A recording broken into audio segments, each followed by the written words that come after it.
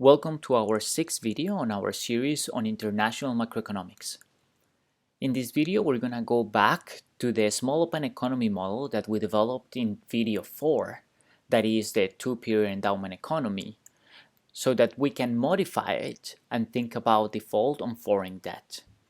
The objective of this video is not only to see how to modify the model, but also to understand what the effects of default are in terms of access to foreign markets. Let's get into it. First, some background. The relevant background for this model is going to be found in chapter 10 of the book. And just to be clear, this is background for this part of the chapter. So you're supposed to both read chapter 10 and the treatment of this particular topic in chapter 16. Okay, so what chapter 10 is going to bring into the table is how to add commitment issues in the two-period endowment economy that we've talked on before. So this is the same model we had before, but the key difference is that now we're going to let the country default on foreign debt.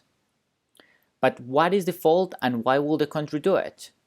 Well, the country gets in debt in the first period, but cannot commit to repaying. So default is simply the action of not repaying that debt. So in that way, the country can get the income, but not pay it back. Now, default can increase available resources in the second period, and that's basically why you will do it.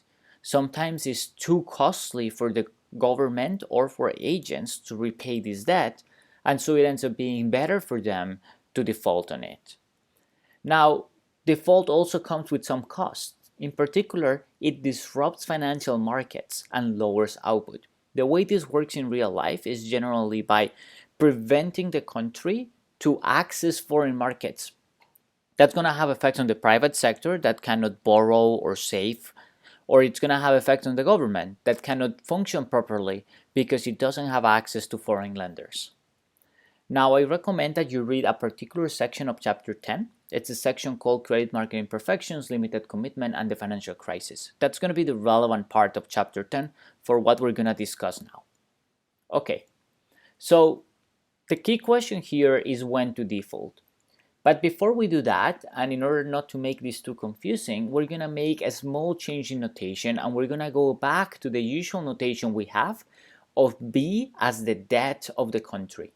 So B is going to be current debt, B prime is going to be future debt, and B prime is of course the negative of national savings. Okay, having said that, let's go back to our question. When should the country default? Well, if default is causeless, if there are no consequences to defaulting, the country should always default. Why pay if there are no consequences? But if the country always defaults, who will lend it? Well, nobody will lend to this country if they know that the country is not going to repay. And that has important consequences because there will be a hard borrowing constraint on the country, meaning basically that debt has to be negative or equivalently that the country is forced to save. And this, we can see, has consequences in terms of the limits on international trade. A country that can only save, it's a country that can only have positive net exports, that can only run a current account surplus. Now, in reality, this is not the case. In reality, defaulting is costly, as we were saying a moment ago, because it closes access to financial markets and that can lower output. So we're going to assume that if the country defaults, there is a loss of output in the future of a size V. So the new output in the second period is y prime minus v if the country is defaulting. Well, so it's optimal to default, not always, but only if the country has debt payments higher than the default cost v. We see this because when the country decides to default, it's as if it's increasing output by a size 1 plus r star b prime. But then it's decreasing output by having to bear the default cost. Now, if the country is defaulting every time that debt is above this value, that creates a borrowing constraint for the country, so that nobody will lend the country more than V over 1 plus R star to ensure that the country will repay. With this, we've answered the question on when to default on the debt that the country is acquiring now. But there is another question. When to default on current debt?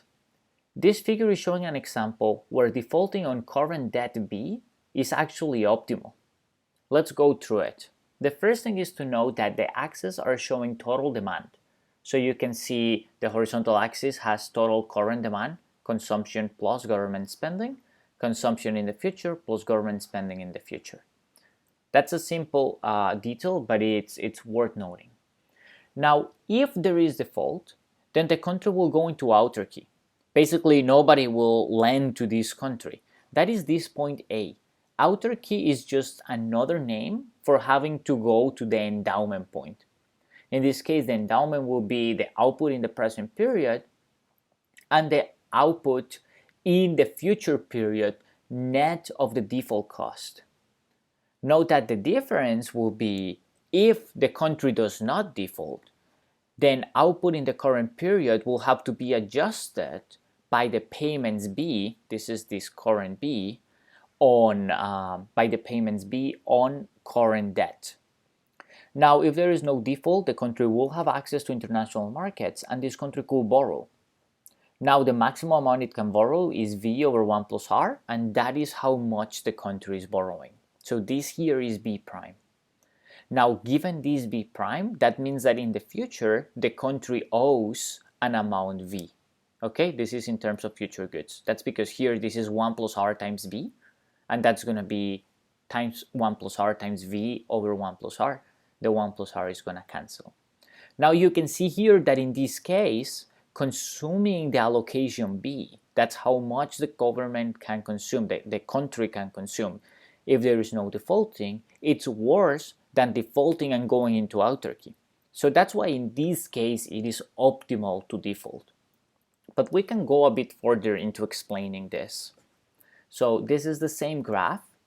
Now we can see that default is going to be optimal when B, the current amount of debt, is very large or V is very small.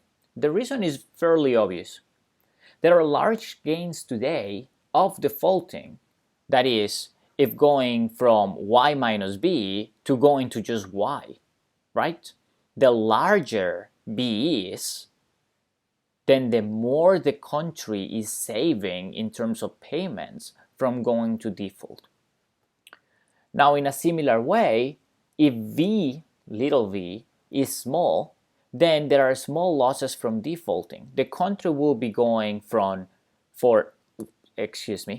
Y prime to Y prime minus V. These losses are fairly small. So this gives us some details, some knowledge about how to think about defaulting in the real world. Countries with larger debt are likelier to default, and countries that are marginalized from international markets are also likelier to default. So when countries don't have much to lose from defaulting, they are more likely to do so. And when countries have very high debt, they are also more likely to default. That's why international markets often look at the debt to output ratio to judge if a country is likely to honor their debts. And that's why countries with high debt to output ratios often have to pay higher interest rates. That's because of the risk of default. We're going to see more about this relationship between defaulting and the interest rate in the exercise we're going to conduct in our next video.